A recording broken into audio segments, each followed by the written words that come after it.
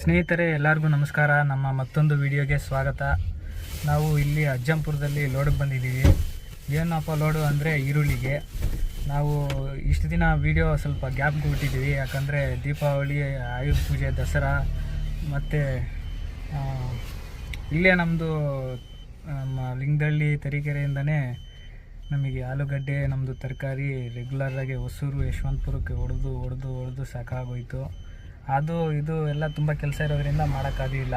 ತರಕಾರಿ ಅಂದರೆ ಬೀನ್ಸು, ಬಟಾಣಿ, ರಾಜಕಾಳು ಇವು. ನಮ್ಮ ಉಮಾಪತಿ ಅಣ್ಣವರು ನೋಡ್ರಿ ಇಲ್ಲೇ ಇದ್ದಾರೆ. ಕಲರ್ ಟೀ ಶರ್ಟ್ ಹಾಕ್ಕೊಂಡಿದ್ದೀವಿ, ಒಂದೇ ಕಂಪ್ನಿದು. ಏನಣ್ಣ? ಹೌದು, ಈಗ ಇದು ಅಜ್ಜಂಪುರದ ಚೆನ್ನಾಪುರ ಅಂತಲೂ ಬಂದಿದೆ. ಇಲ್ಲಿಂದ ಲೋಡ್ ಮಾಡ್ಕೊಂಡು ಅಜ್ಜಂಪುರದಿಂದನೂ ಈರುಳ್ಳಿ ಸೀಸನ್. ಈಗ ನಮ್ಮದು ಇನ್ನೂ ಆಲೂಗಡ್ಡೆನೂ ಇನ್ನೂ ಮುಗ್ದಿಲ್ಲ, ಸೀಸನ್ನು ಇನ್ನೂ ಐತೆ. ಇನ್ನು ನಮ್ಮದು ತರಕಾರಿನೂ ಸೀಸನ್ ಮುಗ್ದಿಲ್ಲ, ಅದು ಆಲೂಗಡ್ಡೆದು ಮುಗ್ದಿಲ್ಲ. ಈಗ ಸದ್ಯಕ್ಕೆ ಈರುಳ್ಳಿಗೆ ಬಂದಿದ್ದೀವಿ. ಮಳೆ ಬರ್ತಾ ಇದ್ರು ತರಕಾರಿ ಬರ್ತಾನೇ ಐತೆ.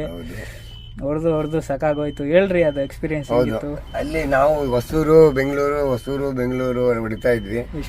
ಯಶವಂತಪುರ ಈರುಳ್ಳಿ, ಆಲೂಗಡ್ಡೆ ಎಲ್ಲ. ಇವತ್ತು ಇಲ್ಲಿಂದ ಬೀನ್ಸು ಎಲ್ಲ ಟೋಟಲ್ ಅದೆಲ್ಲ ಬರುತ್ತಲ್ಲ. ಈಗ ಅಜ್ಜಂಪುರಕ್ಕೆ ಇಲ್ಲಿಂದ ಹೇಳಿದ್ದಾರೆ, ಈ ಸರಿ ಒಂದ್ಸರಿ ಬಾಂಬೆ ನೋಡ್ಕೊಂಬರೋಣ, ಈರುಳ್ಳಿ ತುಂಬ್ಕೊಂಡು ಹೋಗೋಣ. ಇಲ್ಲೆಲ್ಲ ತುಂಬಾ ಕಮ್ಮಿ ರೇಟು, ಅಲ್ಲಿ ಹೆಂಗಿದೆಯೋ ಗೊತ್ತಿಲ್ಲ. ಇಲ್ಲಿಂದ ಹೊಡ್ತಾ ಇದೀವಿ, ಈಗ ಲೋಡ್ ಮಾಡ್ತಾ ಬಿಡ್ತೀವಿ. ಏನು STS ಕಂಪ್ನಿ ಇದು ಈ ವರ್ಷದ್ದು. ದೊಡ್ಡ ಗಾಡಿ ಅವ್ರಿಗೆ 2 ಕೊಟ್ಟಿದ್ದಾರೆ. ಹಂಗಾಗಿ ಖುಷಿಯಿಂದ ಅದನ್ನ ಹಾಕೊಂಡು ವರ್ಷಕ್ಕೆ ಇಷ್ಟಪಡ್ತೀವಿ. ಆ ಕಂಪ್ನಿ ಊಟ ಕೊಡ್ತೈತೆ. ನಮ್ಮ ಪ್ರಾಪರ್ಟಿ ಏನೋ ಇದೆಯಾ ಅದು ನಮ್ಗೆ ಗೊತ್ತಿಲ್ಲ. ಬಟ್ ಈ ಕಂಪ್ನಿಯಲ್ಲಿ ಕೆಲಸ ಮಾಡೋದೇ ಒಂದು ದೊಡ್ಡ ಗುಣ, ಒಂದು ಪ್ರೀತಿ ಆ ಕಂಪ್ನಿಯಲ್ಲಿ ಇದೆ. ಖುಷಿಯಾಗಿ ಜೀವನ ಮಾಡ್ತಾ ಇದೀವಿ. ಇನ್ನು ಎಷ್ಟೊತ್ತಾಗುತ್ತಣ್ಣ ಲೋಡ್ ಆಗೋದು? ಮೋಸ್ಟ್ಲಿ 4 ಗಂಟೆಗೆ ಸ್ಟಾರ್ಟ್ ಮಾಡ್ತಾರೆ ಲೋಡಿಂಗಿಗೂ. ಅವ್ರು ಇನ್ನೂ ಡಿವೈಡ್ ಮಾಡ್ತಾ ಇದ್ದಾರೆ. ಇನ್ನು ಈರುಳ್ಳಿ ಎಲ್ಲ ಇದು ಮಳೆ ಬರ್ತೈತೆ ಲೈಟಾಗಿ, ಆದರೂ ಆ ಕಡೆ ಎಲ್ಲ ಚೀಲ ಹೊಲ್ದಿರೋವೆಲ್ಲ ಟಾರ್ಪಲ್ ಕೆಳಗಡೆ ಇದ್ದಾವೆ. ಇನ್ನು ಈಗ ಗುಂಬರೆ ನಮ್ಮದು ಇದು ಹಳೆ ವರ್ಷದ್ದು ಟೀ ಶರ್ಟು, ಹೊಸ ವರ್ಷದ್ದು ಅಲ್ಲಿ ನಮ್ಮ ಅಮ್ಮ ಇದು ಅವಾಗೆ ಒಗ್ಯಕ್ಕೆ ಹಾಕಿದ್ರೆ ಅವಾಗ ಎತ್ಕೊಂಡು ಇಟ್ಕೊಂಡ್ಬಿಟ್ಟಿದ್ದಾನೆ. ಸಂಚು ಗಿರಾಲಕ್ಕಾಗತ್ತ ಗಾಡಿ ಮೇ ಅಣ್ಣ. ಮಳೆ ಹಿಂಗೆ ಹಿಡ್ಕೊಂಡ್ರೆ ಸುಮ್ಮನೆ ಏನ್ ಮಾಡ್ತೀರ ಪಾಪ ನೀವು? ಬೆಳಗ್ಗೆನೆ ಬರ್ತೀವಿ ಅಣ್ಣ. ಮಳೆ ಬಿಟ್ರೆ ಬೆಳಗ್ಗೆನೆ ಬರ್ತೀವಿ. ನಿಮ್ದೇನು 1 ಗಂಟೆ ಲೋಡು, 1 ಗಂಟೆ ಅಲ್ಲೊಂದು ಜಾಗ ನಾವು ಬಂದಿದ್ದ ಟೈಮಿಗೆ ಲೋಡ್ ಆಗಿರೋದು ಗಾಡಿ ಎಷ್ಟೊತ್ತಿಗೆ ಬಂದಿದ್ದೀವಿ ಗೊತ್ತಾ? ಅಲ್ಲಿ ಅವರೇ ಆಟ ಆಡಿಸ್ಬಿಟ್ರು, ಇನ್ನೊಂದು ಗಾಡಿಗೆ ಹೋಗೋಕ್ಕೆ.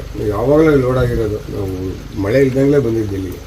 1 ಕಾಲಿಗೆ ಇಲ್ಲಿದ್ದೀವಿ, 1:30 ಇಲ್ಲ. ಇಲ್ಲಿ ಎಷ್ಟು ಗಂಟೆಗೆ ಸ್ಟಾರ್ಟ್ ಆಗಿದೆ? 11 ಗಂಟೆಗೆ ಸ್ಟಾರ್ಟ್ ಆಗಿ ಮಾಡಿ 11 ಗಂಟೆಗೆ ಸ್ಟಾರ್ಟ್ ಆಗ್ಬಿಡ್ತು ಮಳೆ. ಇನ್ನೊಂದು ಗೋಡನ್ ಒಂದೊಂದು ಅಟ್ಟಿಗೆ 37 ಚೀಲ ಹೊಡಿತಾ ಇದ್ದಾರೆ. ರಾತ್ರಿ ಎಲ್ಲ ಮಳೆ ಬಂದಿದ್ದಕ್ಕೆ ಹಾಲ್ಟ್ ಮಾಡಿದ್ರು, ಗಾಡಿ ಲೋಡ್ ಆಗಲಿಲ್ಲ.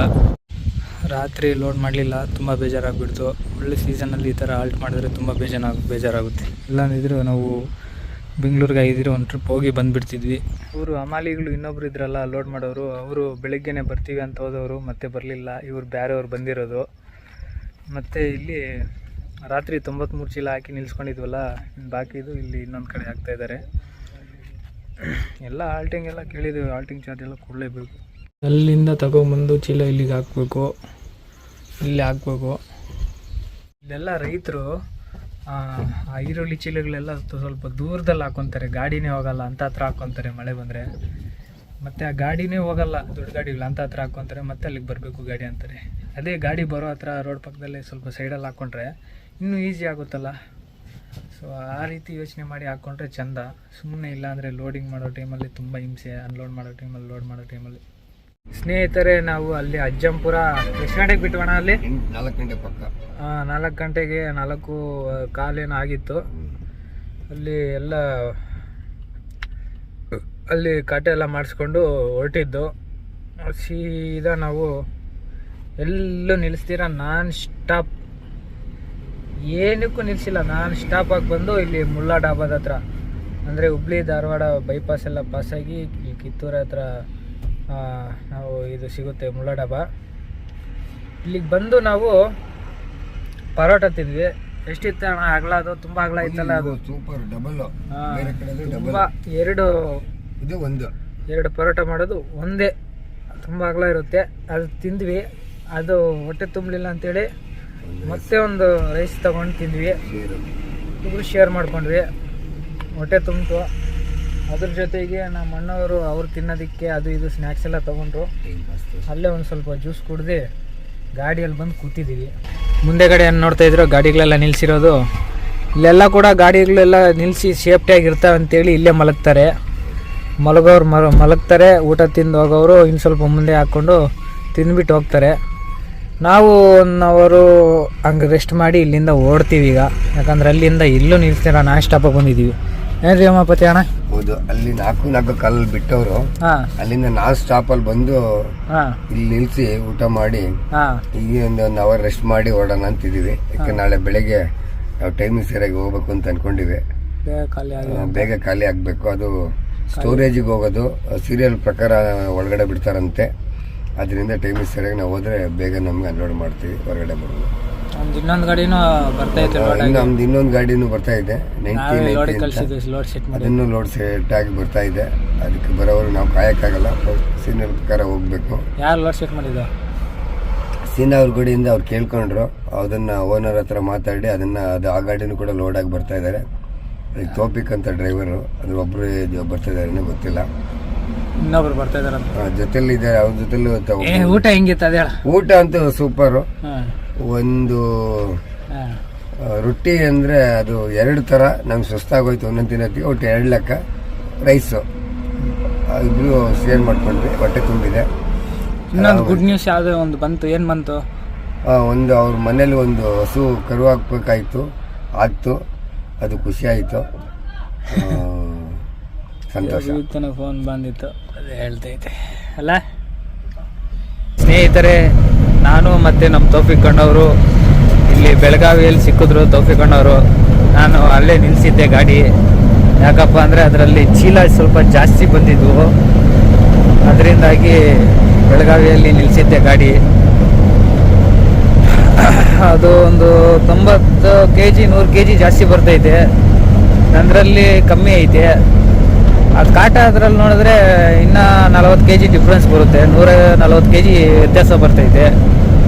ಸುಮ್ಮನೆ ಅಲ್ಲಿ ಬಾರ್ಡ್ರ್ ಹತ್ರ ತುಂಬ ತೊಂದರೆ ಪ್ರಾಬ್ಲಮ್ ಆಗುತ್ತೆ ಅಂತೇಳಿ ಈಗ ಅದರಲ್ಲಿ ಇರೋದೊಂದು 4 ಚೀಲ ನನ್ನ ಗಾಡಿಗೆ ಹಾಕ್ಕೊಂಡು ಇದು ಮಾಡಬೇಕು. ಇಲ್ಲಾಂದಿದ್ರೆ ನಾನು ಇಷ್ಟೊತ್ತಿಗೆ ಕರಾಡು ಅದೆಲ್ಲ ದಾಟಿ ಇನ್ನು ಸ್ವಲ್ಪ ಮುಂದೆ ಇರ್ತಿದ್ದೆ. ಏನು ಮಾಡೋಕ್ಕಾಗಲ್ಲ. ತೊಂದರೆ ಬಂತು ಅಂದರೆ ನಮಗೆ ನಾವೇ ಇದು ಮಾಡ್ಕೋಬೇಕು, ಇಲ್ಲ ಅಂದರೆ ಪ್ರಾಬ್ಲಮ್ ಆಗುತ್ತೆ. ಇಲ್ಲಿ ಕಾಟ ಮಾಡ್ಸೋಣ ಇನ್ನೊಂದತ್ತ ಅಂತ ನೋಡಿದ್ರೆ ರಿಪೇರಿ ಆಗೈತೆ. ರೆಗ್ಯುಲರಾಗಿ ಕಾಟ ಮಾಡಿಸ್ತಿದ್ದು. ಬೇರೆ ಹತ್ರ ಈ ರೋಡಲ್ಲಿ ಎಲ್ಲೂ ಸಿಗಲ್ಲ. ಹೈವೇಲ್ಲಿ ಎಲ್ಲ ಸಿಟಿ ಒಳಗೆ ಹೋಗ್ಬೇಕು, ಊರುಗಳು ಒಳಗೆ ಹೋಗ್ಬೇಕು. ಅದು ಕೂಡ ತುಂಬ ಕಮ್ಮಿ ಇರೋದು ಈ ಕಡೆ ಕಾಟ. ಇನ್ನು ಆ ಕಡೆ ಬಾರ್ಡ್ರ್ ಪಾಸ್ ಆಗಿ ಆ ಕಡೆ ಹೋದರೆ ಅಲ್ಲಿ ಒಂದು 2-3 ಕಾಟ ಇದ್ದಾವೆ. ಈ ಕಡೆ ಕರ್ನಾಟಕದಲ್ಲಿ ಕಮ್ಮಿ ಇದ್ದಾವೆ. ಈಗ ಅದೇ ತೊಂದರೆ ಆಗಿರೋದು. ನೋಡೋಣ, ಒಂದು 4 ಚೀಲ ತೆಗೆದು ಹೆಂಗಿದ್ರು ನಂದ್ರಲ್ಲಿ ಕಮ್ಮಿನೇ ಐತೆ ಮಾಲು. ತೆಗೆದು ನಂದಿಕ್ಕೆ ಹಾಕ್ಕೊಳ್ಳೋಣ ಅಂತ ಐಡಿಯಾ ಮಾಡಿದ್ದೀವಿ. ಇಬ್ಬರು ಜೊತೆಗೆ ಹೋಗ್ತಾ ಇದ್ದೀವಿ ಈಗ ಸದ್ಯಕ್ಕೆ. 2 ಒಂದೇ ಕಡೆನೇ ಖಾಲಿ. ಏನಂದರೆ ನಾನೇ ಮುಂಚೆ ಬಂದಿದ್ದಿದ್ದು ಇಲ್ಲಿಗೆ, ಆದರೆ ಏನು ಮಾಡೋಣ, ಅದರಲ್ಲಿ ಚೀಲ ಜಾಸ್ತಿ ಐತೆ ಅಂತ ನಾನು ಇಲ್ಲೇ ನಿಲ್ಲಿಸಿದ್ದೆ ಗಾಡಿ. ಇಬ್ಬರು ಜೊತೆಗೆ ಹೋಗ್ಬಿಡೋಣ ಗೊಂಬೆಗೆ ಅಂತ.